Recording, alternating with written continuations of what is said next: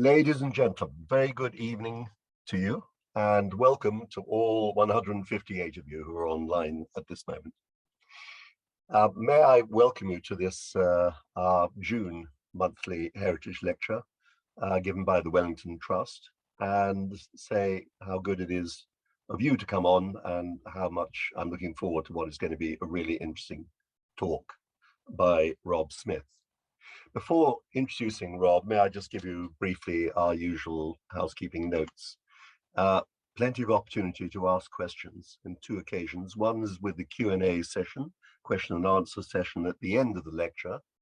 And for this, if you would like to record a question, if you find the icon, the Q&A icon at the bottom of your screen, or for most people it'll be at the bottom of the screen, just type your message there with an everyone send, and Jenny Mosley, my co-trustee, who is on as well, will be collecting those questions and will read them out for Rob Smith, our speaker, at the end.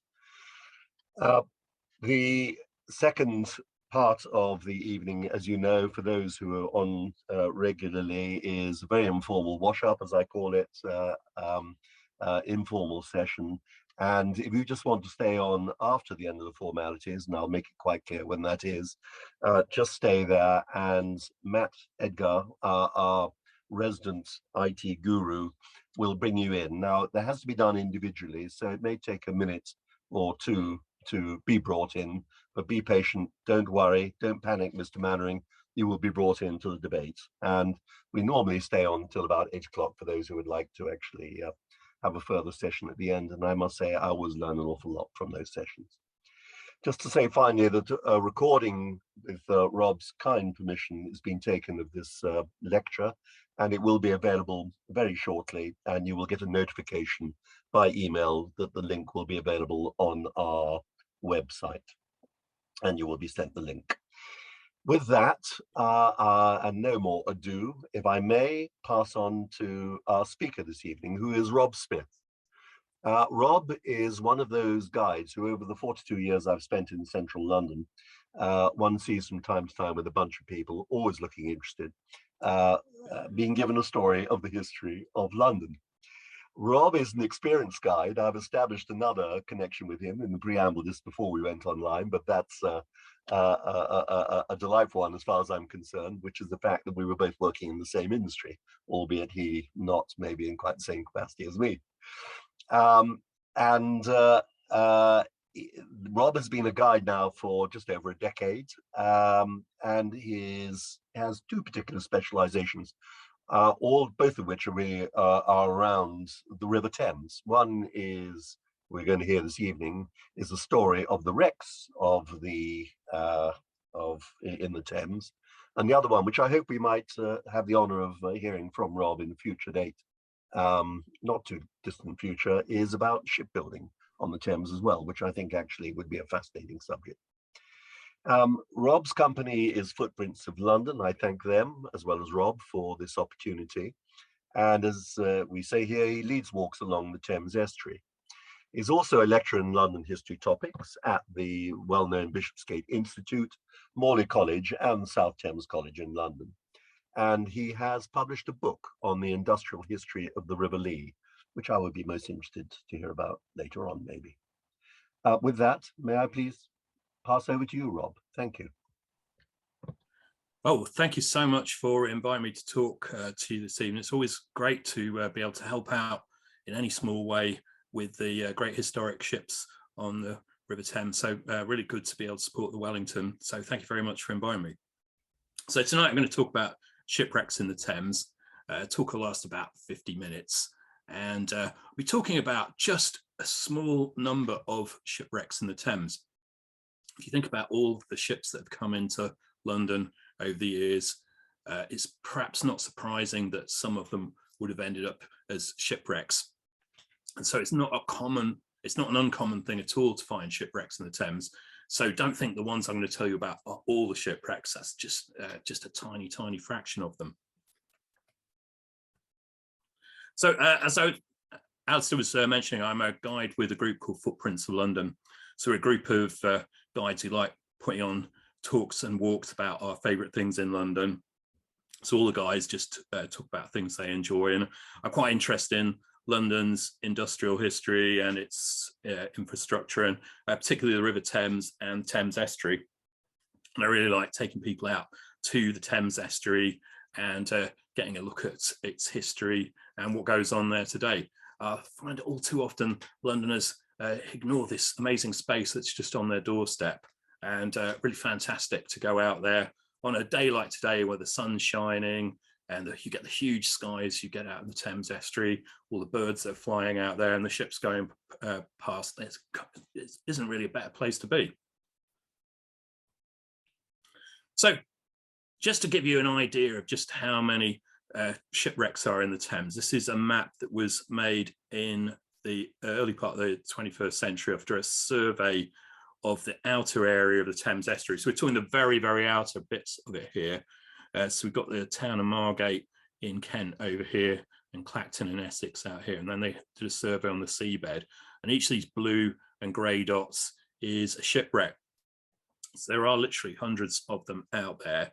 And when you think about it, it's probably not that surprising. So ships in the medieval period, for instance, would not have had the advantage of weather forecasts that we have today.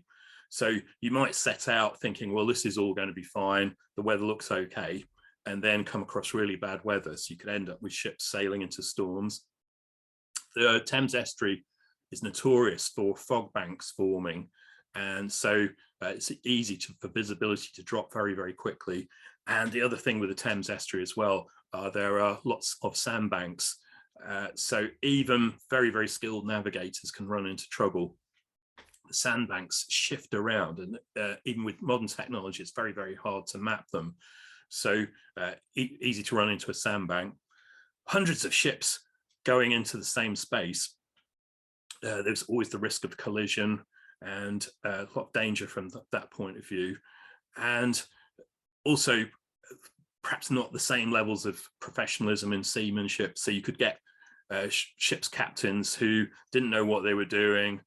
You've got ship's captains who maybe have been drinking as they come down the River Thames, leading to accidents. So lots and lots of reasons for having shipwrecks in the Thames. We're going to start going back right way back to Roman times to a ship that sunk around 150 AD, which is known as the Black Friar ship. So this was found in 1962, and it's a ship from Roman London. You can see in this photograph. So here's one of the archaeologists working away in the ship. So what happened was they were doing some dredging of the Thames very near Blackfriars Bridge, and found the timbers, the ribs of the boat, and a frame was put around them, and then the archaeologists were able to dig down and take a look at it. And what they found was a large boat. It's 14 meters long and 6.5 meters wide. And they found the bottom parts and the collapsed sides of this Romano-Celtic ship. So it's interesting, the design. It's not a trireme. It's an idea of how it might look. It's not like a Roman trireme that you might have found on the Mediterranean. This was a design that was very common in the Roman province of Gaul. And it's very possible the kind of boat that the Celts that had lived in France and England before the Romans arrived could have been using as cross-channel trade. So it's interesting, it doesn't have a rudder at the back. It has these steering boards on the side over here, a metal anchor over here, and a sail for going out into the further reaches of the Thames Estuary. Its cargo was Kentish ragstones. This is a building material that was used, well, it's still used in London today, but it was used particularly in Roman London for building things like the Roman wall around London. You get it from where the North Downs reaches into the Thames in Kent. And so this ship was probably going up and down the River Thames with building material, possibly overladen with it. However, it may have got further afield. They've done some survey work on the planks that make up the side of the ship and found wormholes in them, and the wormholes match the kind of worms that you would get out at sea. So it might have made the odd dash across the channel. And to back that up, they found also a millstone on the boat, and the millstone was made out of the same kind of material you get in Namur, which is now in Belgium. So possibly it had gone across the channel. So here's a reconstruction of how it might have looked by the great archaeological artist Alan Sorrell. Always like his work. This is the River Fleet. So the River Fleet is now an underground river which comes out underneath Blackfriars Road Bridge. But for the Romans, it was an important river, perhaps wide enough in that time for boats to moor up there and to be quays into the River Fleet. You can see here's the Blackfriars boat over here, and they're just pulling it in to try and unload it. Possibly there was too much cargo inside, it shifted, and that caused the water to come over the top into the hold over here. As far as we know, there wasn't anything going through the ship, so it hadn't been penetrated from the bottom and created a hole. It seems to have just filled up with water and then sunk down. So they actually found a human skull very near it. We don't know if that was the skull of one of the crew or just another skull out of the many, many Londoners who've ended up in the Thames over the years. So it's interesting, when they dug this ship up, they also found another ship that had sunk very nearby in the 1150s and another one in the 1300s. So even very close into the centre of London, it was possible to lose ships which become shipwrecks. We're moving on right the way through to the 1570s now, and this is an interesting ship that was found called the Gresham ship. So this was discovered in 2004 when the Port of London Authority were doing some dredging in a place called the Prince's Channel.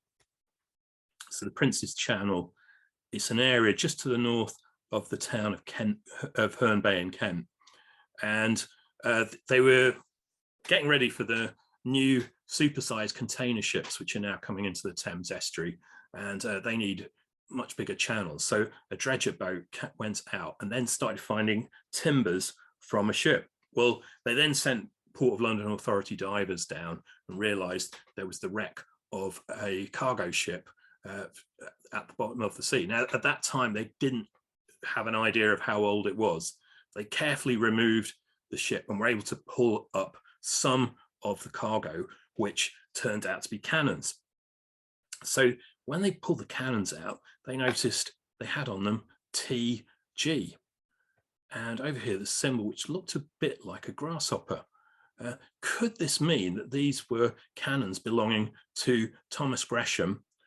And this is famous grasshopper symbol. So Thomas Gresham, the founder of the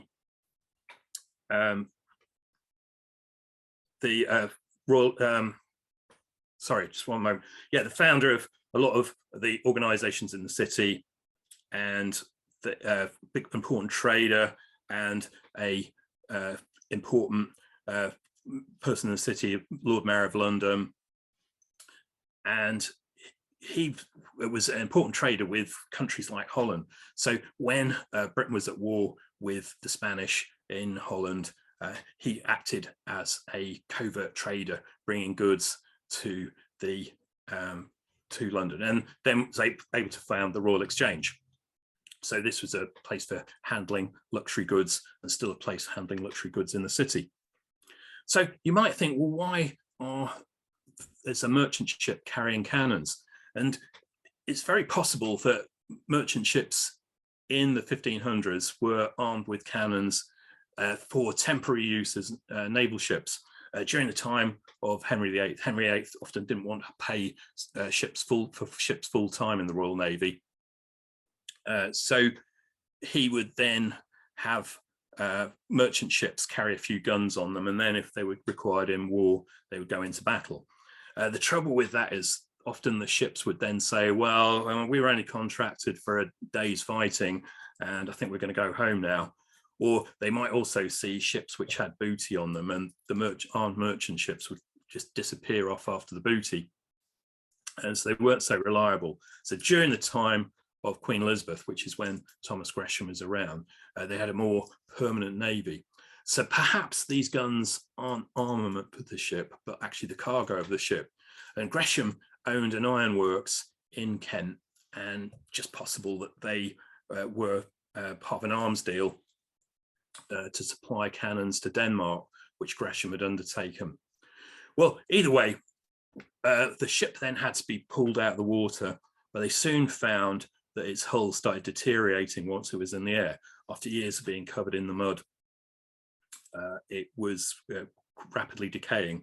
So they took it to the Port of London authorities' works near Gravesend, and then it's now been moved to the National Diving Centre in Leicester.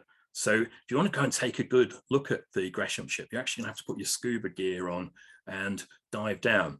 But as not everyone can do that, they've actually created a very good 3D model of it on the National Diving Centre's website, and you can spin it around and have a look at all the finds that were found with the ship.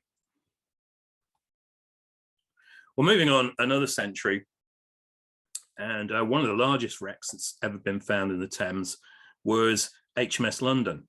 So HMS London, well, it started off actually built in Chatham in 1654, and it was the plain old London. So it was made during the time of Oliver Cromwell.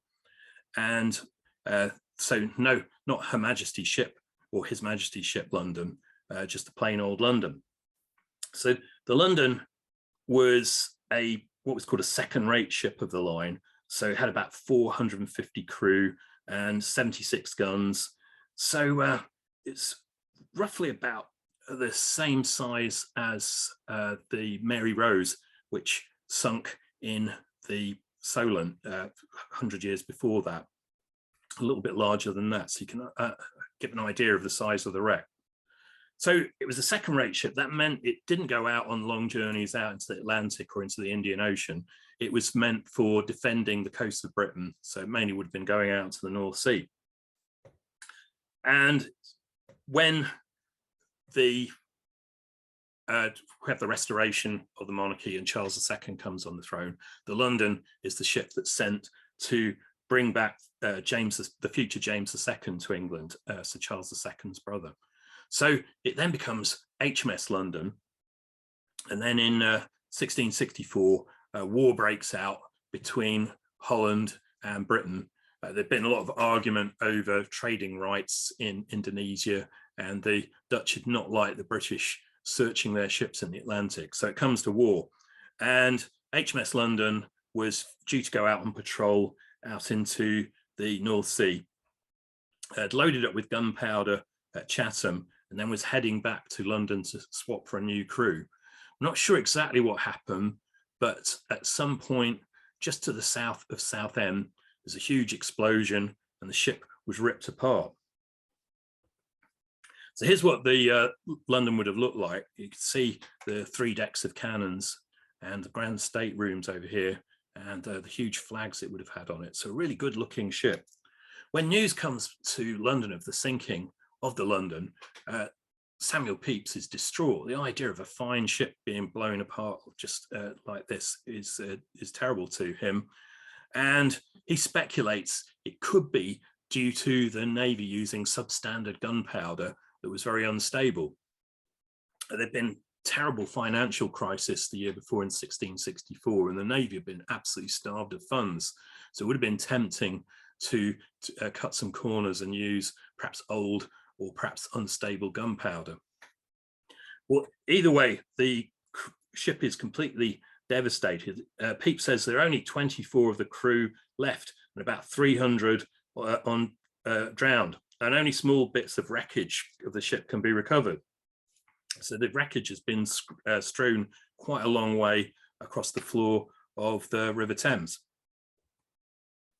So the ship is then rediscovered again when the Port of London Authority are dredging channels for new container ships in 2005.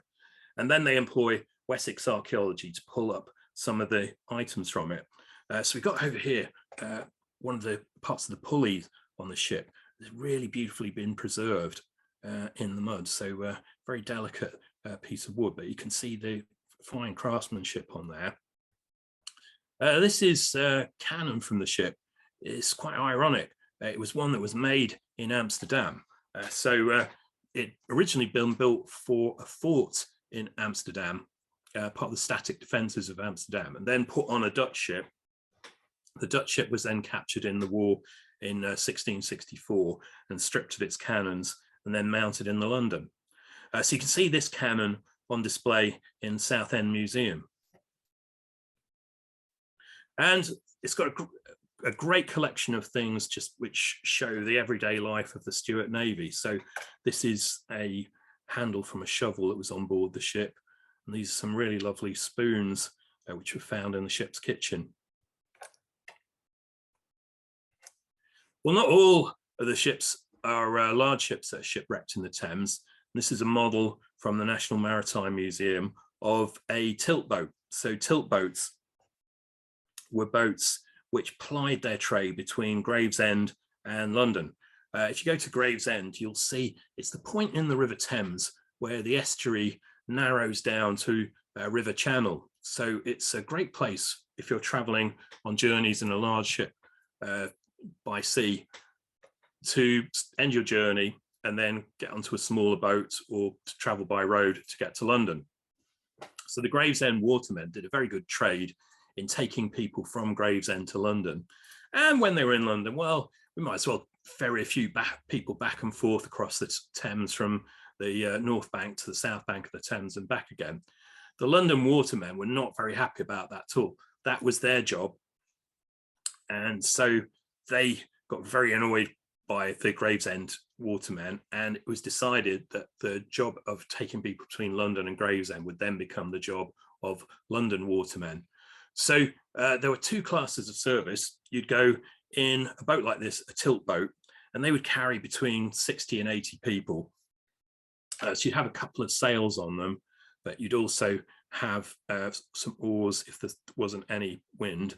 You get a little area of cover, so in case of bad weather, you're not going to get too wet. And they would take you ideally down to Gravesend on one tide. So if the tide was starting to turn back the other way, they would often say, sorry everyone, you're going to have to get off here and walk the rest of the way because we don't want to be stuck in Gravesend. So not perhaps the best of services. If you couldn't afford the tilt boat, a much cheaper way of going was be in what was called a tide boat or a wherry. So a wherry was really just effectively a large rowing boat, which maybe have 20 people on board, and they'd be much slower. You didn't have any cover from the elements, and they would take you to Gravesend and you'd get there eventually. So lots and lots of accidents involved in these tilt boats and tide boats. One of them happens in 1698 when a ship is a tide boat is coming along this stretch of the river, which is known as St. Clements or Fiddler's Reach.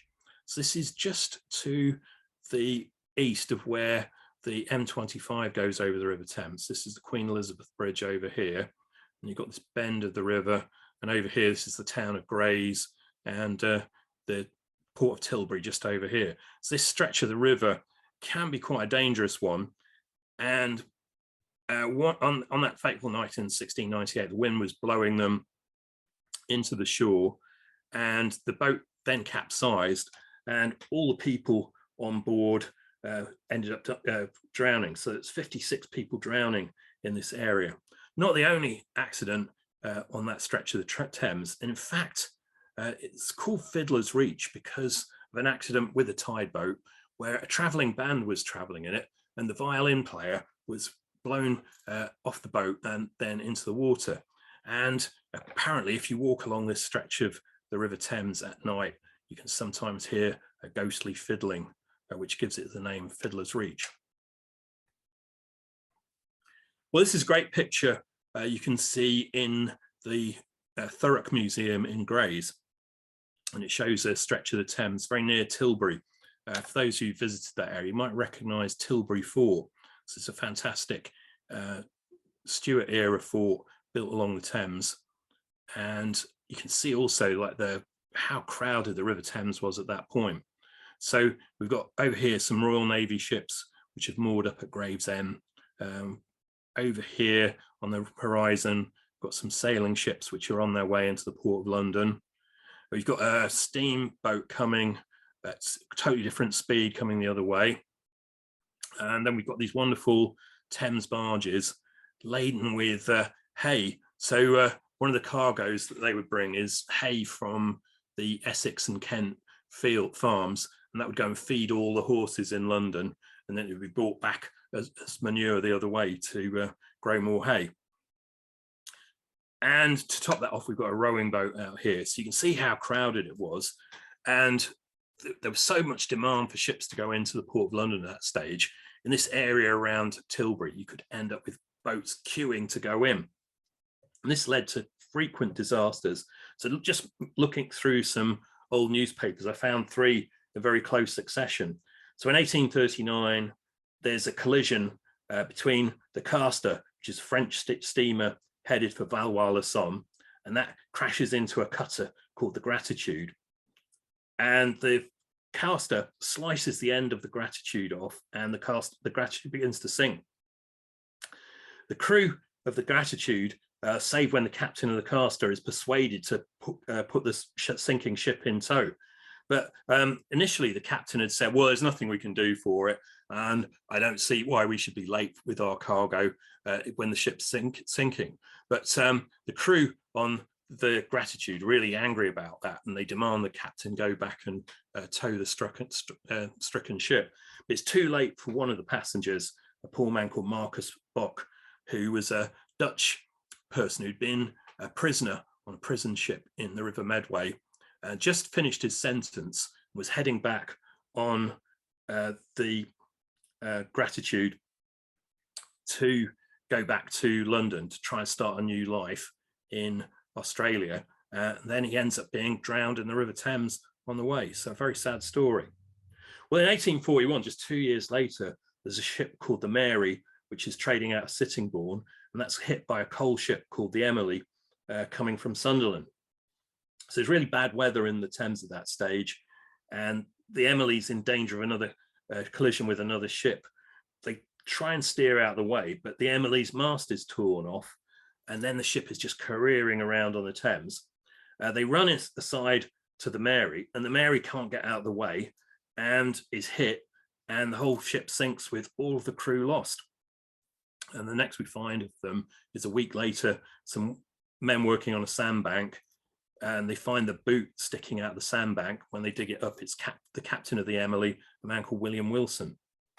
And then just a few years after that, there's a brig called the Sirocco, which runs aground, and the crew try and pull it off in a small boat, but the small boat is then hit by a larger boat, capsizes with the loss of all the crew in the boat. So it's amazing, really. We're in a stretch of the Thames just 25 miles from London and only a mile wide, but which could be very, very deadly. Oh, this is the stretch of the river I'm talking about over here, called the Lower Hope. So here's the bend of the river. You've got the Fort of Tilbury over here, and this is Coalhouse Fort, another fort on the River Thames.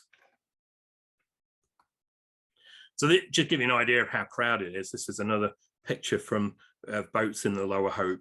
So all these ships just crowded in together. It's very, very dangerous stretch. Well, another really nasty disaster was the sinking in 1849 of a ship called the Royal Adelaide.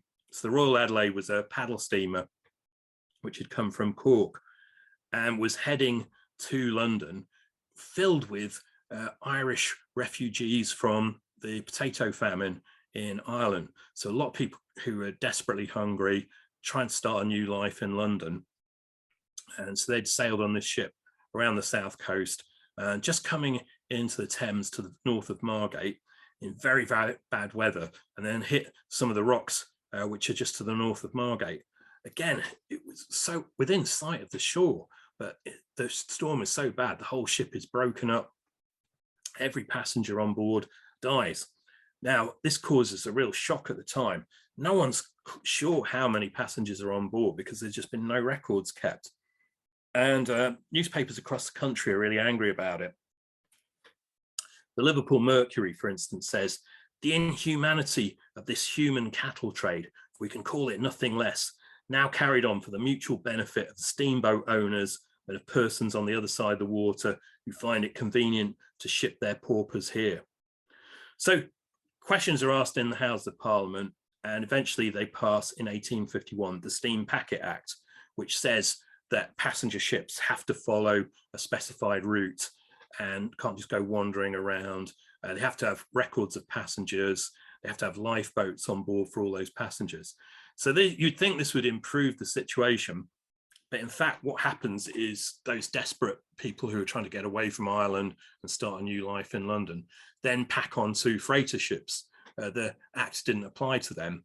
So you've got the situation where people were packed onto the deck of freighter ships and died of hypothermia coming across the Irish Sea. There was a man who was the weighmaster at Cork called John Besnard, and he was horrified by what he'd seen. He said at one point he'd seen a steamer sail with 1,100 deck passengers and 300 pigs travelling below decks.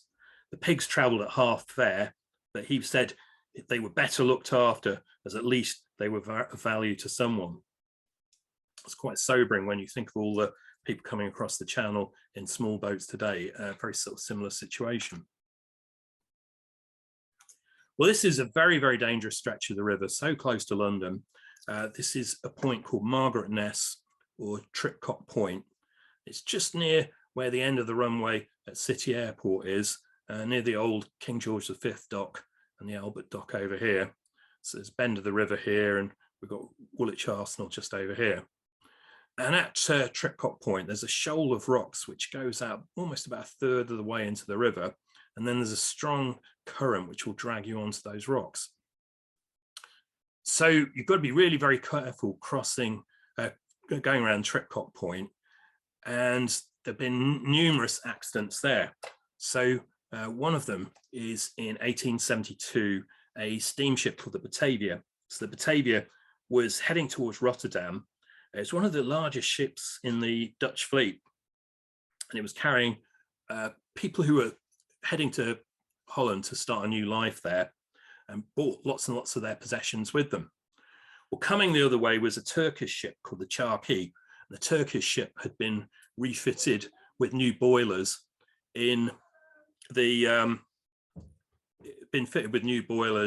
Millwall docks, and they'd had this refit, but they'd gone out to the Thames Estuary to test the new boilers out. They headed back towards London, and there they ended up running into the Batavia coming the other way at Tripcot Point. So the Charkey, being a much bigger ship, instantly sank the Batavia, or started the Batavia sinking. All the passengers get up onto the deck and start getting out into lifeboats. But one family then realised they've left one of their children down in their cabin below. A cabin boy is sent down to try and rescue them, but the cabin boy and the child are never seen again. It's a really horrific disaster. The ship sinks, but all the people who were heading to Holland lost all their possessions, including one man who had a really sizable bag of gold coins. And the gold coins have never been recovered. So it became lost treasure on that part of the Thames. And maybe one day someone walking along the banks of the river near Thamesmead will find that bag of coins. Well, just 6 years later, on almost the same spot, almost the same accident occurs, one of the largest disasters in the Thames, the Princess Alice sinking. So the Princess Alice was a pleasure boat which had been taking people to the Rusherville Gardens near Gravesend. And they'd had a really lovely afternoon at Gravesend. And it was time then to head back to London on what was known as the moonlight journey. So it would take place in darkness, and you'd head back and enjoy the night air as you headed back into London. Now, the Princess Alice, its captain, was heading towards London. He was quite an inexperienced ship's captain, but he was following the new rules for overtaking, for passing ships at Tripcot Ness, and knew that you had to pass on the port side.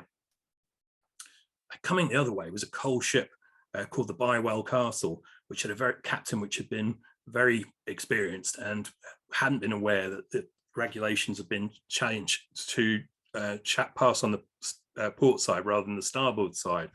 So the two ships start sailing towards each other. Every time the captain of the Princess Alice tries to steer out of the Bywell Castle's way, the Bywell Castle comes closer and closer to him, and eventually the ship's within a point where the captains can shout at each other, but the Princess Alice is just sliced in two.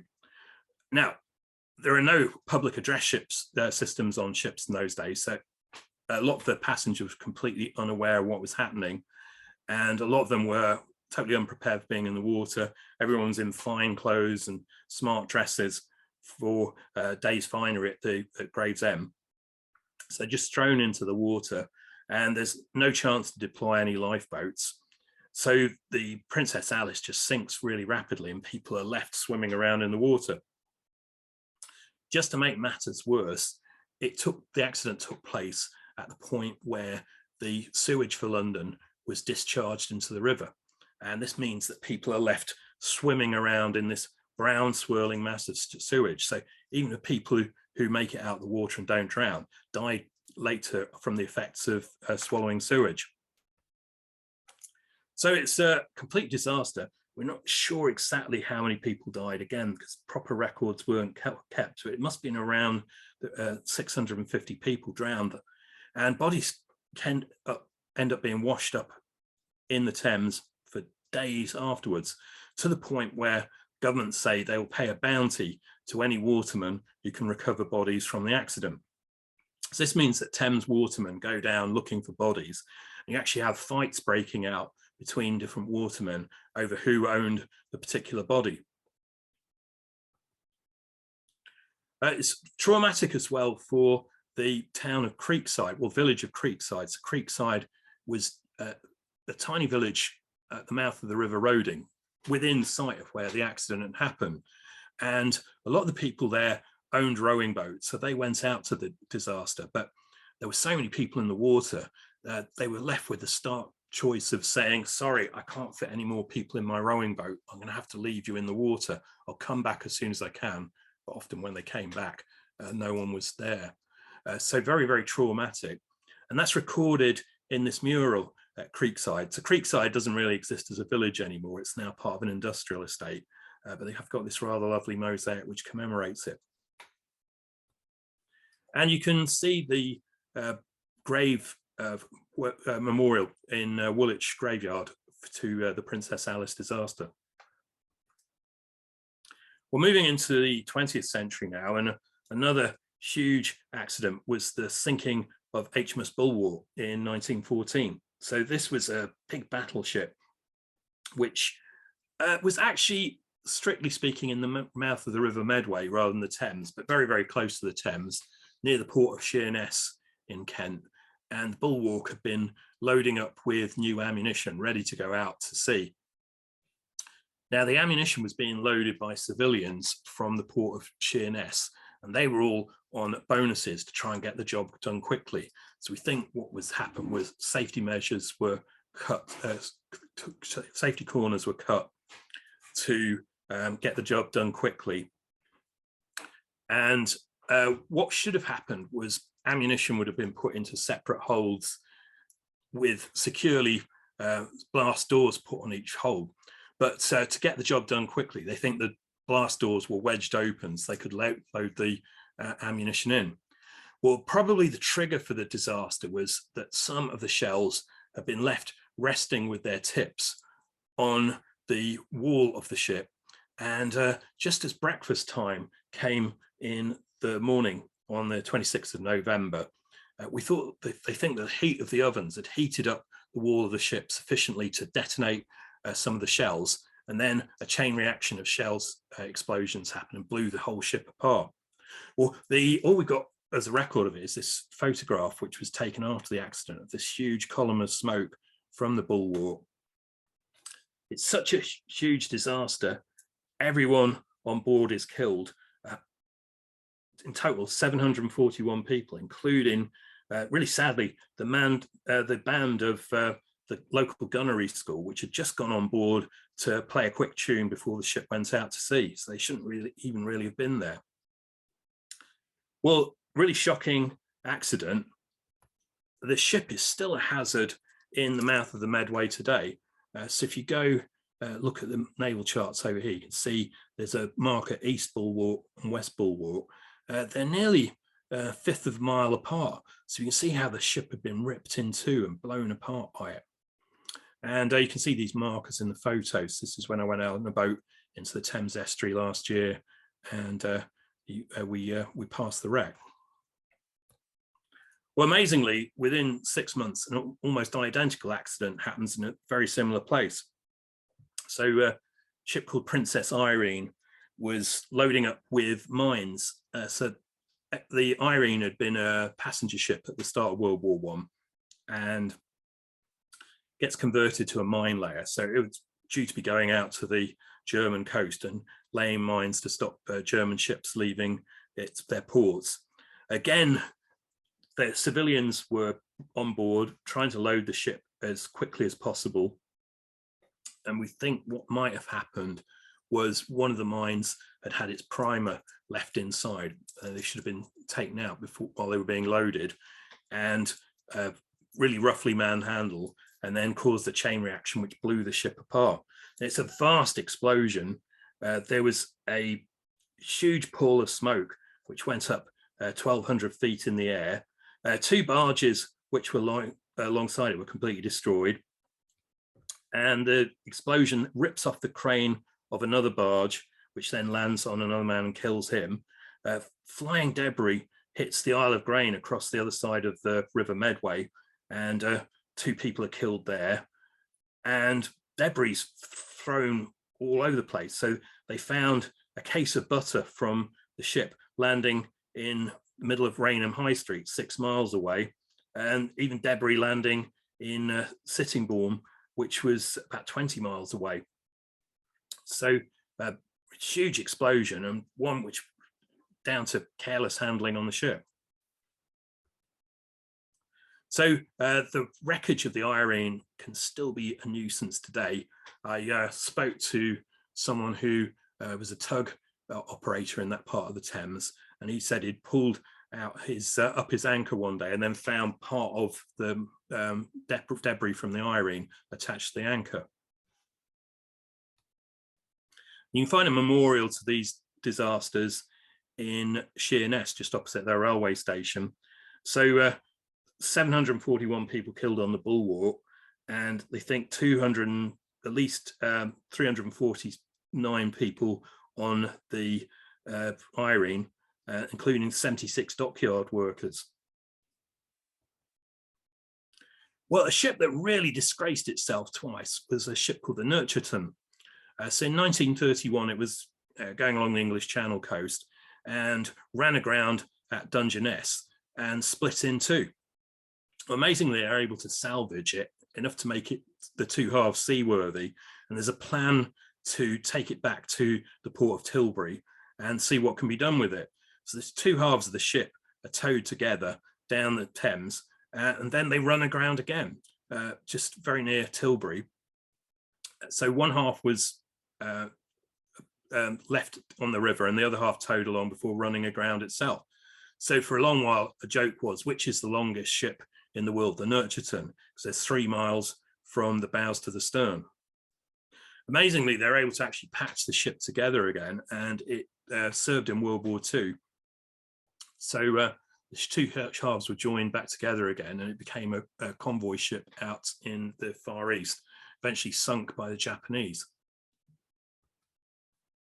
One of the most famous wrecks in the Thames that's still there is that of the Richard Montgomery. So the Richard Montgomery was what's called a Liberty ship, one of those ships that's built very, very quickly by the Americans in World War II to bring supplies across the Atlantic. And it was bringing ammunition and bombs for the Royal Air Force. It was due to go out to Normandy to unload there, but it was waiting in the Thames Estuary. There's a lot of argument exactly what happened, but the upshot of it was that it got caught on a sandbank. Well, that wouldn't have been the end of the world. They could have refloated it at the next tide, but at the next tide, it's still stuck on the sandbank. And at the next low tide, they find the ship's hull is cracked. So there's a huge amount of ammunition on board. It's thought to have been carrying about 3,500 tons of high explosives. So some extremely brave stevedores from the port of Sheerness and some very, very brave people from the Royal Engineers start unloading the ammunition. They manage to get about 2/3 of it off, but then the ship starts getting more and more damaged, and it's decided it's too dangerous to work on. It's much better to just leave it where it is. And that's where it still is to this day. So the Richard Montgomery now has about 1,500 tons of high explosives on board. It's really frightening when you hear what the cargo is left. So I think there's about 286 high explosive blockbuster bombs on board, 4,400 1,000-pound bombs, about 1,900 smaller 500-pound bombs, booster charges, smoke bombs, white phosphorus bombs, pyrotechnic signals, all just sitting there in the hull of the ship, which is rotting away on the seabed. So the masts of the Richard Montgomery protrude up from the water and provide a nice nesting place for birds now. It's been decided to just mark the area and now has CCTV around it at all times to try and keep ships away from it. So you can see the two halves of the ship over here. So it's very clearly marked out not to go anywhere near the wreck, although not everyone always gets the memo. So here we've got someone who thought it'd be fun to go and take a selfie next to the sign saying danger, unexploded ammunition, do not approach. So for this, partly for this reason and partly because the MOD are really worried about the state of the masts are due to be removed this summer, which is interesting. There's a lot of debate in Sheerness about whether this is a good idea. The MOD say that they're so unstable they could fall down onto the wreck and cause a possible risk of explosion. There have been some risk assessments that said if the Richard Montgomery exploded, it would send a column of water 1/2 mile into the sky, possibly completely flood the towns of Sheerness and Southend, and send a tidal wave of water down the River Thames, which would be big enough to go over the Thames barrier. A lot of people in Sheerness say nonsense, nonsense, nonsense. The ship is perfectly safe. All the ammunition there is so corroded that a lot of the TNT has long since leaked out to the water, and the ship is completely harmless. I'd probably go halfway in the middle and treat it with a bit of caution. It would be really sad to lose the masts of the Montgomery. It's a great sight to go and see. So if you want to go and see, you need to get there very sharpish. There's a company called Jetstream Tours, and they'll take you on a boat trip around to see the mast of the Montgomery. Sheerness will be losing one of their big tourist attractions, and I like this mural they've got near the town's train station saying, "Welcome to Sheerness. You'll have a blast," with this angry-looking mermaid ready to blow up the ship. Well, more debris from World War II is in the River Thames, just opposite the town of Thorpe Bay. It's part of the Mulberry Harbour called the Phoenix Caisson. So Mulberry Harbour was a really clever idea from D-Day in World War II, where they towed over an artificial harbour to the beaches of Normandy. The Allies knew that the Germans would blow up every port on the French coast. And so if they wanted to capture a port, they'd have to bring it with them. And so Mulberry Harbour was made in sections all around the UK. And this bit had been made in Hartlepool called a Phoenix Caisson. It was one of the largest sections of harbour wall. And there'd been really bad weather in the North Sea. So it was told to come into the Thames Estuary and wait there, but then got stuck on a mud bank. And it was then sank into the mud. And despite attempts to move it, it was just too heavy and too difficult to move. So it's still there today. So you can see it's cracked in two now. And they just put a marker buoy on top of it. So it's a great feature for the yacht club in Thorpe Bay to sail around, and you can actually walk out to it in a very low tide. Well, a very sad story in the Thames Estuary is that of the Truculent. So this was a submarine which had seen amazing service in World War II and survived many scrapes there. It had been refitted at the port of Chatham and was taken out for proving one night in 1950. So they went out into the Thames. The captain of the Truculent sees some lights on a ship, which was a Swedish oil tanker, and he misreads the ship's lights. The ships with explosives, cargoes on board, had recently had an extra light put on the front of the ship, and the Truculent's commander thinks that the ship is static and can sail around it after misreading what the lights are. So they decide to pass the ship, but they don't realize that the Swedish tanker is actually moving. And so it goes over the top of the hull of the submarine and causes it to start sinking. Now, the Truculent's commander knows the drill to get emergency drill to get everyone out of the submarine, but he's a bit premature in doing it. He should have waited until the ship was close to the surface. So all of the crew escape from the conning tower, but they're then swept away by the really strong currents of the Thames and scattered around. So some of them end up on mud banks right in the Thames Estuary overnight on a cold winter's night, and end up dying of exposure on the mud bank. So in total, 13 of the crew of the Truculent end up dying just off in the Thames Estuary. Well, from the 1960s, there's a curious story of an East German ship called the Magdeburg. So the Magdeburg had been contracted to pick up some buses from that had been made in the company that became British Leyland to take them to Cuba. The Americans had put an embargo on selling buses to Cuba, but Britain was desperate for cash at that time, so they agreed to sell some buses. So the Magdeburg picked them up from Dagenham in London, and then the ship was heading around Fiddler's Reach. Remember, we were talking about that stretch of the water being dangerous earlier.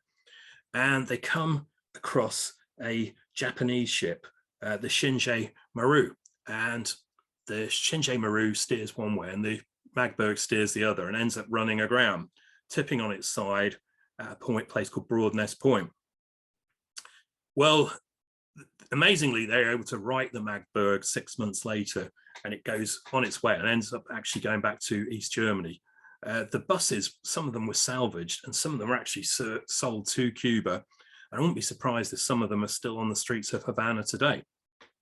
Now, 10 years after the incident, an American journalist wrote this story saying, oh yeah, the sinking of the Magdeburg was actually done by the CIA, and they piloted the Japanese ship to try and cause the Magdeburg to sink to stop the buses getting there.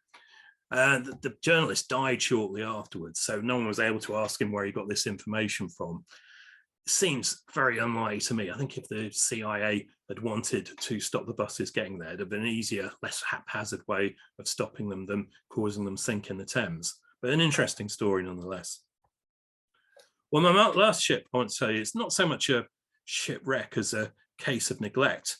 So this is a ship called the Royal Iris. It started out as a Mersey ferry boat. So built in 1950, went back and forth between Liverpool and Birkenhead. And it's on Friday nights they'd have a rock and roll boat. So you'd be able to buy some fish and chips and buy some beer on the boat, and then listen to bands like Jerry and the Pacemakers, and later on the Beatles. So the Beatles paid on the Royal Iris. The Royal Iris retired from service in 1990, then spent some time as a floating disco in Swansea. It was then bought by a man in London who had plans to turn it into a Beatles attraction on the Thames. So you'd be able to have Beatles lookalike bands playing on the boat going up and down the Thames, which sounds like a bit of fun. But he never gets around to doing all the refits on it, and it's got in worse and worse state. For a while, squatters were on board, which stopped any maintenance going on. It's now developed a huge gash on one side of the boat. So now the water gets in at every high tide, and it really is starting to get on its last legs. Unless someone can do something very, very quickly to save it, I think it's going to go to scrap very soon, which will be a real shame. They actually had a crowdfunder in Liverpool to buy the boat and bring it back to London, to Liverpool, but the man who'd owned it refused to sell, so it's still there wallowing away by the Thames Estuary. The Thames Barrier. Well, I told you that I'm only going to talk about a few shipwrecks, and if you want to get an idea of just how much there is out there, this is a fantastic artwork you can find in Southend Art Gallery, which shows you some of the many wrecks out in the Thames Estuary, and so lots more stories to tell if you go and have a look at that. So yeah, thank you so much for listening. Hope you've enjoyed that. If you like my talks, have a look on our website, footprintsoflondon.com. Got plenty more coming up.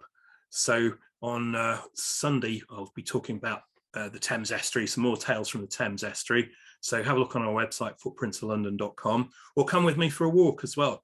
So on Saturday, I'm going to be going to Canvey Island, when we'll be walking around Canvey Island and looking at some of the history for that island there. So I'd love to have you join me. So thank you so much for listening. Rob, I think we've got a Q&A afterwards. We have a Q&A indeed, Rob, and I suspect there'll be one or two. Rob, thank you so much. That was absolutely fascinating. That last slide showing the position of all the wrecks fills me as an ex-mariner with terror. I wonder how the hell anybody ever gets up the River Thames these days. We were based in Chatham as a frigate in my naval days. And I remember when we went past the Montgomery that we used to think, yes, okay, hopefully it's going to be good for another journey. It's amazing.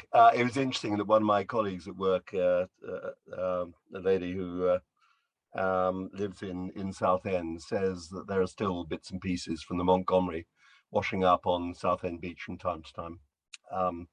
Hopefully nothing too dangerous, but yeah, interesting. Yeah, very interesting to know how the insurers, what sort of view insurers take on residential insurance in Southend. It would be indeed. Well, I think that's been one of the problems with doing salvage work on it. The MOD put the work out to tender, but just like how do you do a risk assessment on that? And how do you get the insurance? Well, if we do make a mess of this, we'll wipe out all of Sheerness and Southend. Yeah. It could be quite a big insurance bill for that one. Well, there's going to be a welder involved, isn't there? That's the thing. That's the really worrying thing about it. It'll have to be a very heavy load helicopter standing by and an awful lot of standby while this thing is, I don't know, interesting indeed. There are one or two things that come out of this. I mean, Jenny is I think going to collect one or two questions for you, but I was very interested about this point. Was it Margaret's Point or something where the rule of the road was changed so the ships actually parked to port rather than starboard rather than port to port? In other words, they go down the port side. That was an extraordinary rule. Do you have any more knowledge about why that was introduced at that point, and also when was it repealed, if that was repealed? Yeah, it's very, very complicated, the rules of navigation in the Thames. So there'd be new books brought out, and things were very, very haphazard. So you'd get instructions like, well, when you can see the steeple of Erith Church lined up with the fourth tree on the bank there, then you should turn to port side. And those are the kind of things that only people who are local are going to know. So there was lots of potential for people misinterpreting the rules.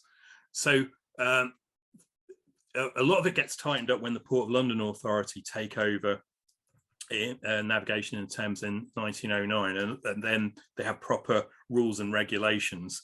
I'm not sure why the rule had changed at that point. I mean, probably in reaction to the accident with the earlier ship that sunk there, so it might have been something to do with that. But it was something that the rules were very, very complicated and open to a lot of interpretation. Is it? I mean, do you happen to know what the rules are now, or is it back to standard rules of the road Pass on the starboard Yeah, side. I'm sorry, I don't know exactly, but I would thought it'd be Sure. standard sort of No. rules of the road they tried to go with. Yeah. Interesting. The only other thing I want to ask you perhaps was about the Blackfriar ship. I mean, what a beautiful hull. She reminds one in so many senses of a totally different era ship, which is the Sutton Hoo. But is that ship still left in situ? Is it marked as such? Is Yeah, it they dived left. on? Is it dived on? They left it. They buried it again, most of it. Yeah. But some of it was taken up and it's on display in the Museum of London. So you can see some of those timbers in the Museum of London. That's interesting indeed. Look, thank you so much. I could go on all night, I'm afraid, but that's not what 141 people want to hear. Jenny, over to you. Questions. Thank you. Thank you, Alistair. Before I ask a few questions, I want to say that Bob Crayley says, I really enjoyed that, Rob. Thank you very much. Oh, thank you. And an anonymous attendee has said, very good talk, Rob. Thank you. Oh, thanks very much. Okay.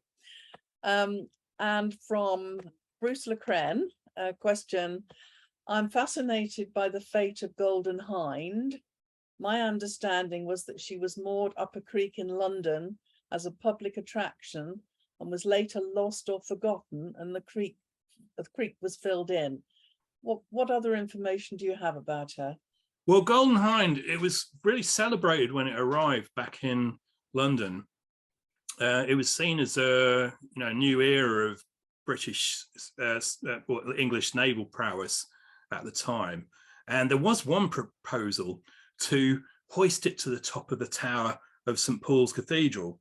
At St Paul's Cathedral, the spire had blown off a few years ago in a storm, so there was a sort of space there, and they thought, well, we could put it on public display there. It would have been interesting to see what had happened. How they would have got it up there with the Elizabethan technology, I don't know.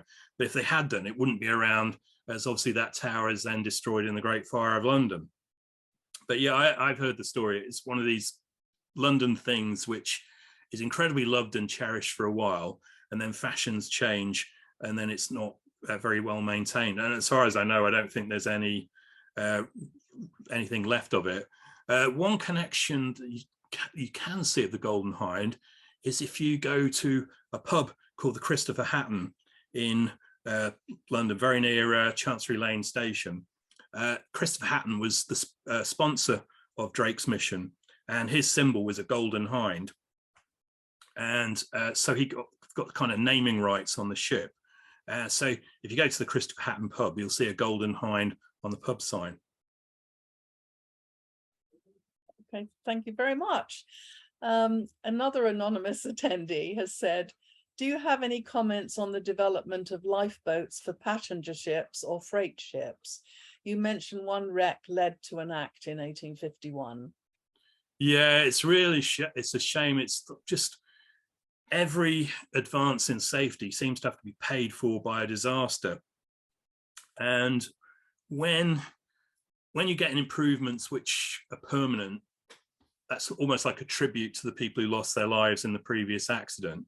But when exactly the same thing happens again, that's really even more insult to the people who died. And sadly, although the laws were put in saying that they had to improve the situation for lifeboats and have lifeboats for everyone, that wasn't rigidly checked and rigidly enforced.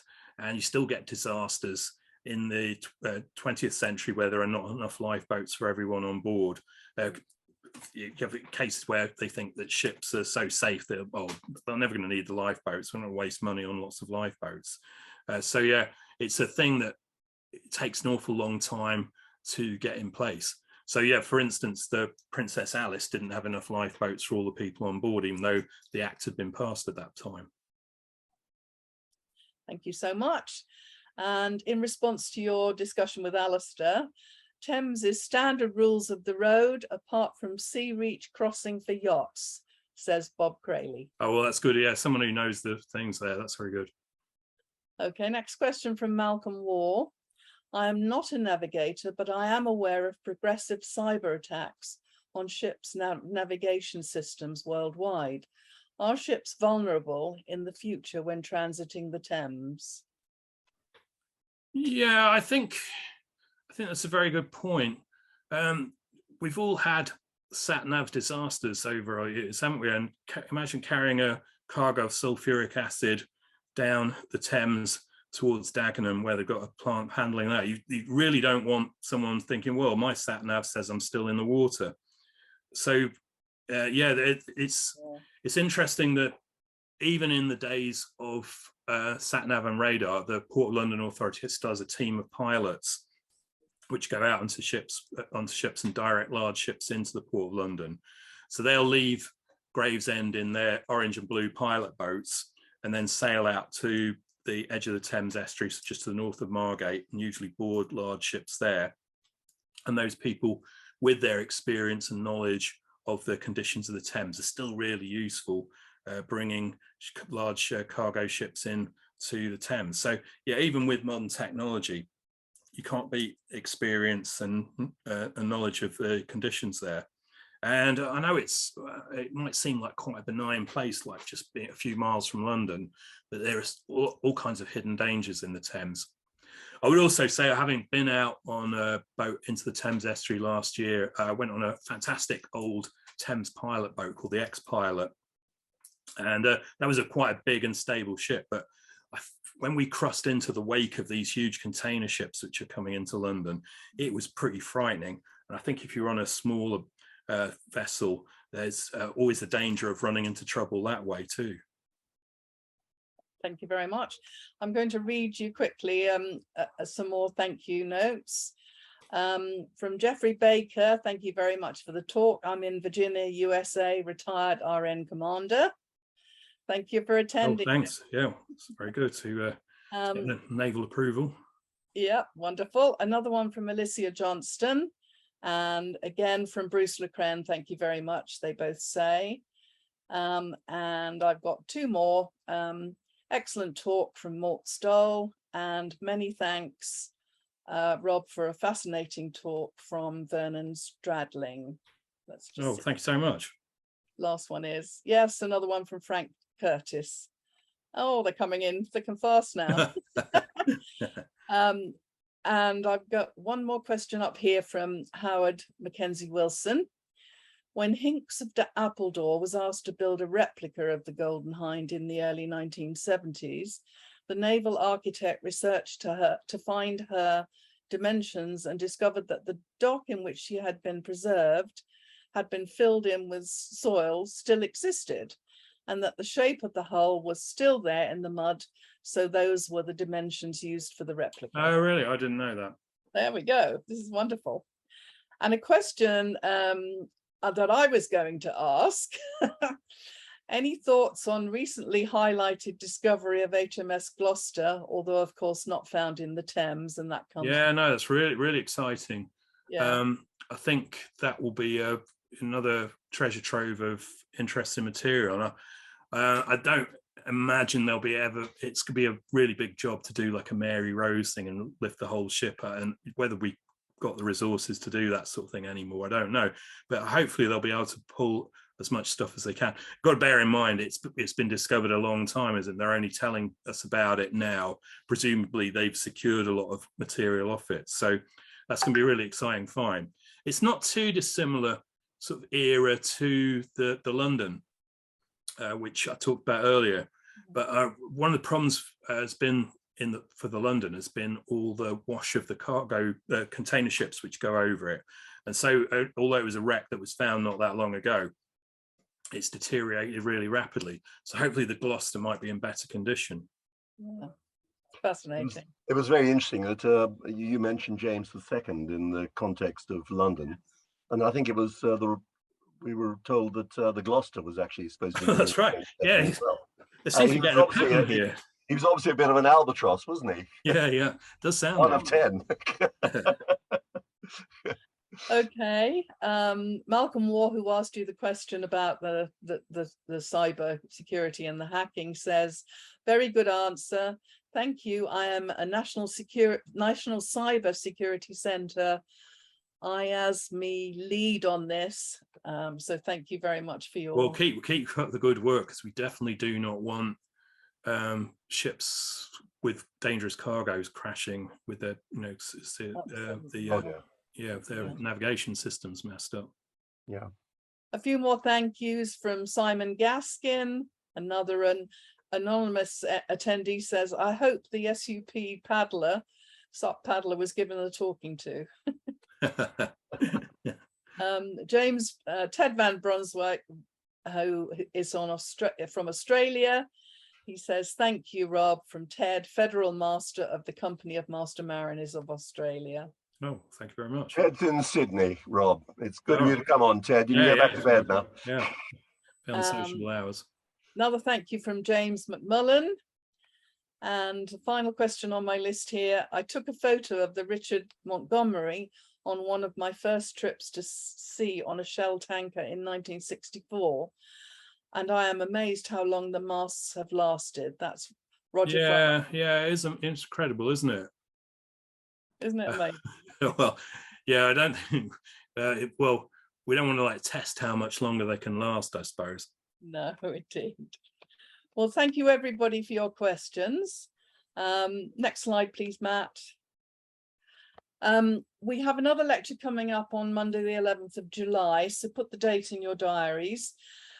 You'll receive information in due course, and we hope you'll join again. I had a sad phone call from our lecturer on that date, who's had to pull out for very serious family reasons. So I will find you someone else, and you'll get an invitation to join in due course.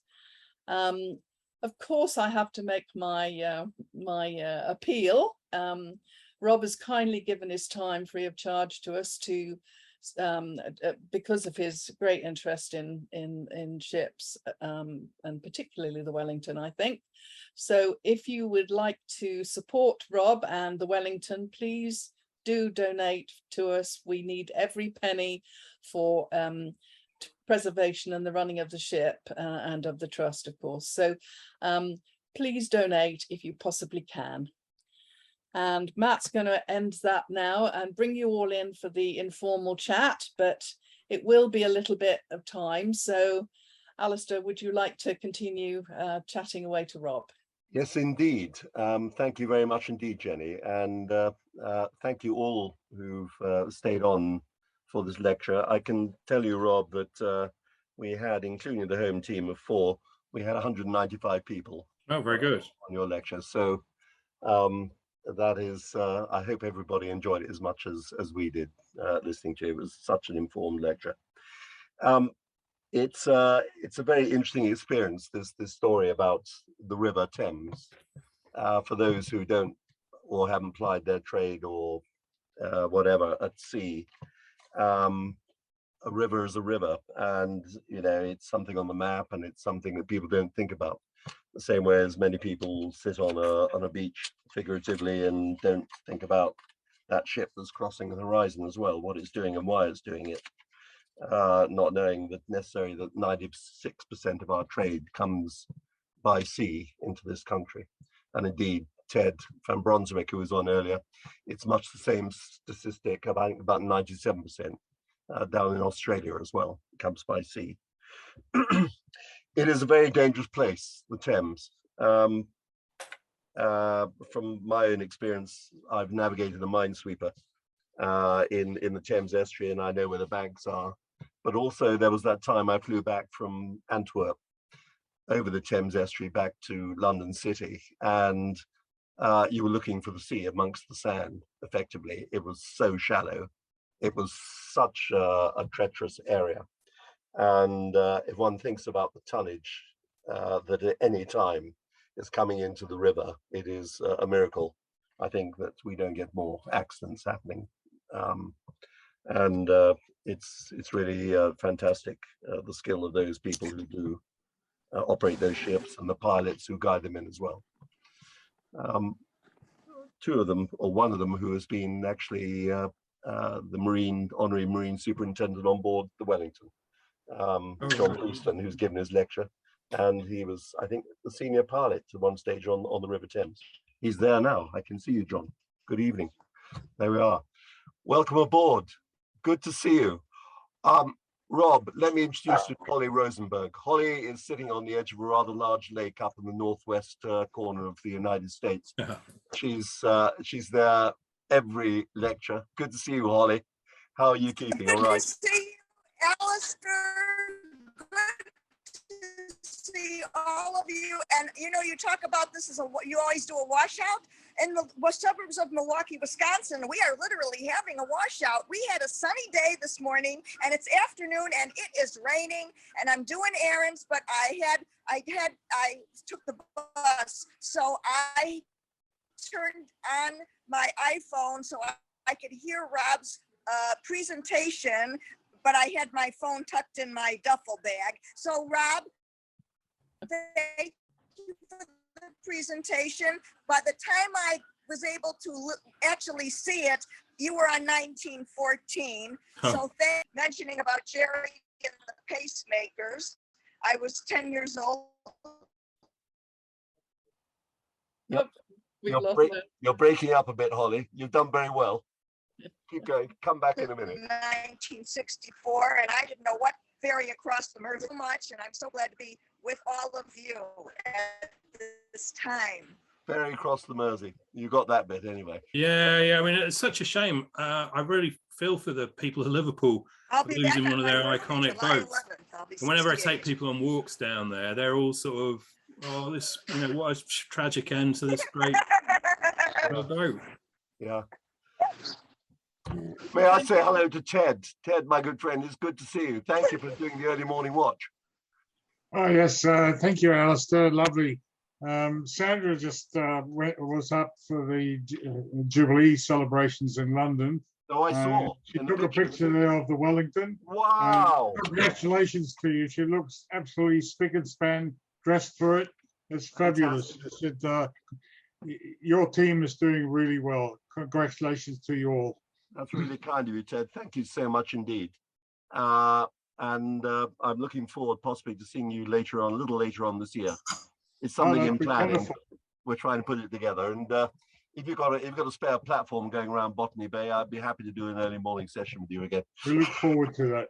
Yes, I've been taking quite a number of people around, something similar to what Rob was talking about. 80 years ago, we had the Japanese midget submarine attack in Sydney Harbour. Yeah. So I've been taking people from the Naval Historical Society around Sydney Harbour to see all the remains of installations of World War II that were part of the submarine net and where the action took place. One of the submarines, there were 3 midget submarines. One was depth charged, and the other one managed to launch a torpedo towards the USS Chicago, missed and hit the seawall where the ferry Cathedral was, and 21 sailors lost their lives. Again, just an explosion from a torpedo was enough to destroy the ferry and caused, they came back as an example. They found sailors sitting there around the table playing cards. They're all dead, and I couldn't see anything physically wrong. It's just the shock wave killed them. God. Just absolutely staggering. So it's a real revelation. So with that, Montgomery, I can very much sympathize of when that went up and what that kind of an incident was. God, that's amazing. That sounds a really good tour. I really want to do that if I get to Sydney ever. Yep. That would be fantastic. I might take you up on that when I come over, Ted, as well. That'd be great. No problems. Did the submarine get anywhere near Mort Bay where they were building the corvettes, over in Balmain? No, they didn't. The submarine stayed mostly in the outer harbour part of it. All right, yeah, sure. One managed to escape and passed one of the warships on the way out, but then ran out of fuel and sank. We don't know why they decided to go north, but it's basically off Palm Beach, out to sea, and it's a group of enthusiast divers that eventually found it. Good heavens. Yeah. So, Kenny. What a story. Good to see you, Ted. John, good to see you as well. Which John are you talking about? John Freestone, the one who was talking to me. Oh, good evening. Good evening. Good evening to you. Yeah, interesting talking bits. And the Magdeburg, when I was third mate, I came outward bound and she'd just gone over. And we came out and we passed her when she was on her side. Oh, really? Yeah. And we'd had a cargo lashed by Unimarine riggers, and Unimarine riggers lashed the buses, those Leyland buses. And it was the best advert for them ever, because she was lying on a right over on her side, and the buses still stayed on, so they got a lot more business of that. Yeah. It's an expensive advert, but it's that picture of on her side with the buses still in position. It was Yeah, quite still in remarkable. position. Yeah. Quite remarkable. Yeah. John, what was the experience of going past the SS Montgomery? I mean, the Richard Montgomery, or wasn't it an experience? Yeah, sometimes we had to take ships into the Medway, but normally it was the Medway pilots. But you just pass that carefully. Yeah, sure. very carefully. Yeah. I think your outermost point was the sunk light vessel, wasn't it? Rather appropriate name. Yeah. In the end, I was licensed from the sunk right up to Putney, but then I never went farther than Sea Reach 1. So it was a hell of a long pilotage, right up to Putney. Yeah. And I didn't think there was that many rocks in the Thames Estuary. If I'd have known there was that many where you're talking about, I would have been in a panic. Yeah. It was interesting when I went on a boat trip out there, and some people on the boat had said, "Oh, we've come from London to see this," and one of the crew of the boat said, "We could be back there in about 15 seconds if this goes up." Yeah. Does that mean if I press it? There we are. Alistair, can I just ask another question here? Richard Shuttleworth, your question came in just as I switched the questions off, so I'm going to ask it for you anyway. I don't know. Is the archaeological research in the Thames organised or done by individual diving clubs and enthusiasts? Where's the directions put in? Well, as far as I know, it's all been under the coordination of the Port of London Authority. So they have the Port of London Authority divers, who often like be the people who are brought in when wrecks are found, because it's kind of their job. And then they will subcontract it out to different diving companies. I think it's too dangerous just for amateurs to be doing this just as a hobby kind of thing. Because bearing in mind, you're often talking about wrecks which are in sea lanes. So you're talking about diving while big ships are going past, so they're usually left to proper marine archaeology companies, of which there aren't that very many. So like for instance, Wessex Archaeology had the job of working on the London. So I don't think it's not usually like a diving club get down and work on the wreck.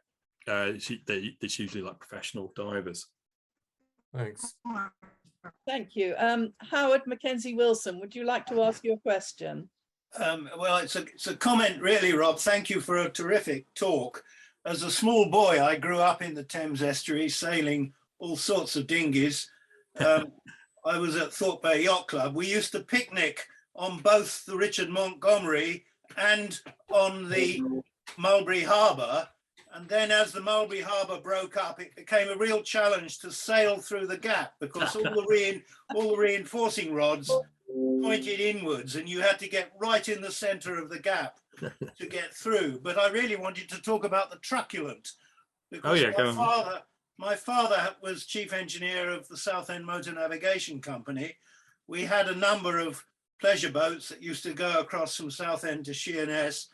We had 2 Thames Ballies, including the last one, the Valerie, which was the last Thames Ballie fishing under sail in the Thames Estuary. And our captain, our skipper, was a guy called Freddie Polkinghorne. He was out returning under sail on the night the Truculent was lost, and they could hear all these people, all the voices crying in the dark. So he searched for about 2 hours and never found anybody, but he found one life jacket and a pair of semaphore signal flags rolled up in a canvas tube, but never found anybody. And he, for the rest of his life, blamed himself for not having saved anyone. Oh, shouldn't it? Yeah, terrible story. Yeah. Terribly sad story. It really is. Bruce Lecren, you got your hand up. Hi. Hi, and greetings again from central Alberta. A comment and a question. I want to say when I was last in London, we cruised up the Thames from Greenwich after visiting Cuddy-Sark. I realized we were passing over and past a lot of history, but I had no idea of the extent until the lecture today. So excellent, well done, and thank you very much. My question actually has to do with making donations to the Wellington Trust. I sent an email to the trust a couple of weeks ago, and Fiona Sparks just replied. I'd like to try setting up a recurring trust, but your website doesn't seem to allow that. So she said she was going to do some work on that and get back to me. So that's really yeah. kind, Bruce. Jenny, do you want to comment on that? Yes, Fiona's been on the ship for the last couple of days because we're open to the public. And before that, she was on holiday. So if it's still in her box, she will get round to it, Jim, and be in touch with you. Great, because I do enjoy these lectures and I want to make a contribution, but instead of just a one, time thing, I'd like to try and do something recurring if I could. Yeah. Okay, I'll talk to her for you, and we'll be back in touch. Thank you so much. You're very welcome. Thank you so much for that. Jim Retter, Malcolm, I'll come to you in a second. Jim Retter, you've got your hand up, I think. Yes, I'm tuning in here from California in the USA, Welcome. where I do consulting work for an Australian firm called Core Group that provides satellite imagery and has also been collecting maps from around the world for map files. But what I'm interested in is where I could get access to maps of the London waterfront over history from Roman times through now, because we've been kicking around an idea of putting together a TV special on that, where we would be showing the maps over time, like what you have with your walking tour at various points on it and such, and putting that together. So that's what I'm trying to find out now, is where I can access maps. There's a good website called Layers of London. Say again. It's called Layers of London, LAYERS of London.com. I think it's Layers of London anyway. Search for that, and that's got maps where you can sort of overlay a map, an old map, on top of a newer map, There's a proviso though. There aren't maps. There aren't very detailed maps going back a long way. We've got. You can overlay like the Roman finds that we know about on a modern map, but the first maps of London really date back to the late 1500s. So there's a sort of big gap of time where we don't have any proper maps at all. Yes, it's the cameras on. Not. But yeah, it's a good website, and it's got people can contribute things to it. So there's lots of interesting articles on it as well. Another thing to search for is the Argas map. So that's AGAS. So that's a really amazing map of London. You just prepare to lose an afternoon once you've started looking at that website though. You can search this incredibly beautiful map of London from, I think it's the 1560s. And it's fully annotated. So everything on the map, you can click on it and find out what it is. And it's called a map, but it's really like a picture of London. So it's got like people walking down the streets and leading animals, and it's got ships in the river. So I think you'll find that really fascinating. You could do like a whole TV special on that. Yeah. There is one of our colleagues who often comes on for this, but is not on today. In fact, his brother David here, David Blake. The chap I'm talking about is John Blake, an ex-naval officer who has made it his life's work to publish books, Jim, on charts and the history of the charts in so many different contexts. It may be interesting to touch base with him. And if you like, if I can borrow your email address, which I can get later on from your registration, I'll try and put you in touch with John Blake to see if there's anything he can add to this as well. Yeah, I appreciate that. That's what I'm looking for. Okay. That's good. We'll make it so, as they say. That's really good. Malcolm, thank you, Jim, very much for that. That was a very interesting topic you raised there. Malcolm, again. Rob, that was absolutely fascinating stuff historically. And as others in this forum will tell you, I'm always very keen to know about what lessons we can learn from it. I was on probably one of the worst submarine fires ever. I also was part of the investigation team on the Costa Concordia and also on the Kursk. Oh, wow. Of course, what you drew attention to was the turmoil that occurs on board ships when they collide. And I wondered if you have any reflections on how we might improve that as we go forward, because as we all know, accidents are always going to happen at sea. Sure they are, yeah. Well, I think a big improvement has been public address systems, so that when people get on the boat, I mean, they may not pay attention to them, but at least there's a way of talking to people all at once. I mean, one of the problems you get trying to get people in any accident is telling people what to do. And having fully functioning public address system, telling people where to go and what to do, rather than relying on people milling around, is always going to improve things. Yeah, I don't know. I'm not an expert in safety at sea, but that seems to be like an important thing, is just being able to make sure that people know where they're meant to be going. So it might be little things like improving signage, which could end up saving lives.